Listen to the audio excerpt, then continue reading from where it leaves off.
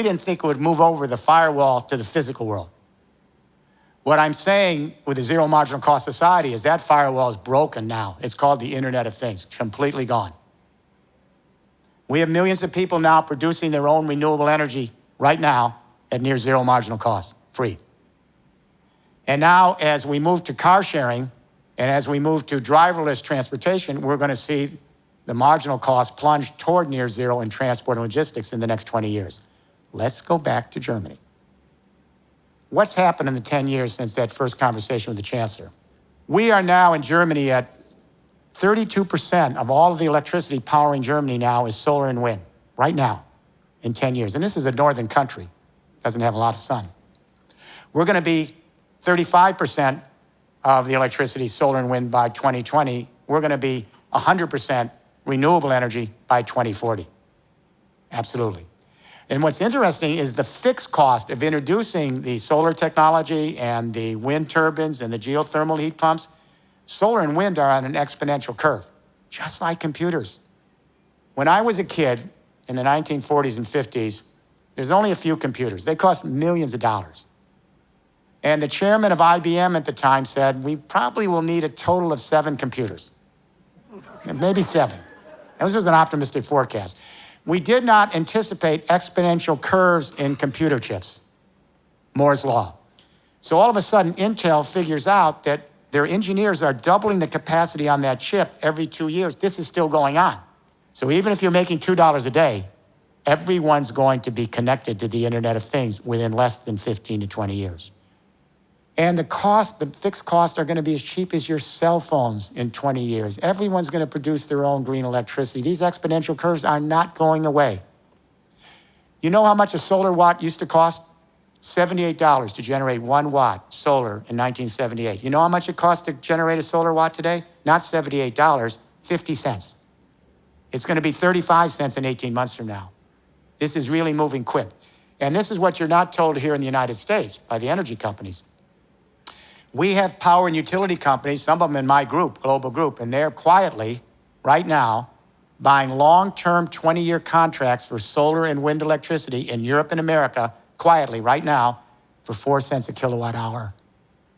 And the Berkeley National Labs, government labs, just announced they're generating wind and solar. I think it's somewhere between 2.8 and 3.5 cents a kilowatt hour. It's over, actually, for fossil fuel and nuclear. And the next big bubble, I will tell you now, is going to be the $100 trillion in stranded assets in the fossil fuel industry. This is going to make the subprime mortgage look like the small-time game. Because we're moving toward parity, and then solar and wind are getting cheaper and cheaper. That's what's going on behind the scenes right now. But what's interesting in Germany, once you pay the fixed cost for your solar panel and wind turbine, the marginal cost of producing the energy in Germany today is zero. The sun has not sent us a bill in Germany. The wind hasn't invoiced us. The geothermal heat has not come to us with a bill. It's free. So what happens when German businesses can plug in to a communication internet that then converges with an energy internet, and we digitalize the electricity grid so everyone can produce their own solar and wind and either use it off-grid or sell it back to the grid? What happens when companies plug in to an energy internet where the cost of the energy is near zero marginal cost? Think about when they have to move across their value chain, and at each step of conversion on their value chain, their energy cost is near zero. How does any second industrial revolution country compete with that? And it's not big Germany only. Little Denmark's done this. Anybody can do this. Who's producing all the new energy? In Germany, there are 4 major power companies, EnBW, RWE, E.ON, and Vattenfall, these giant global vertically integrated companies. And frankly, we thought they were invincible. What's happened to them in 10 years is what happened to the music industry, television, newspapers, magazine, and book publishing. Thousands of small players have come together in electricity cooperatives, farmers, small businesses, neighborhood associations. All of them went to the banks and got loans, these electricity cooperatives, and every bank was completely fine about giving them the loans. Why? Because they knew that the energy they generated would get a premium price when they sell it back to the market. Nobody was turned down. They're creating all the new energy. This is power to the people, literally and figuratively power to the people. What happened to the big four power companies? They're producing less than 7% of the new power, and they acknowledge they're out of the game. Why? To their credit, they were the most efficient means to produce and distribute centralized power, fossil fuel and nuclear power, vertical integration. But the new energies, they require millions of small players connecting where they are and collecting.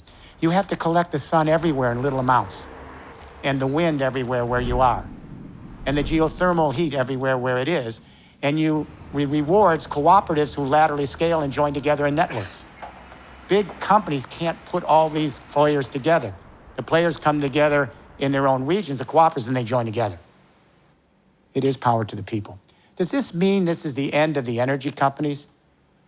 Not necessarily. Many will go out of business. Some will not. About 7 years ago, the E.ON, one of the giant four companies, asked if I would debate their chairman, Mr. Tyson, but in a neutral country, the Netherlands. We had a 3-hour debate. And I said to him, look, you're not leaving the second industrial revolution tomorrow morning, but you also have to be in the third industrial revolution tomorrow morning because you have a 25, 30-year transition to get from the second to the third and find new value.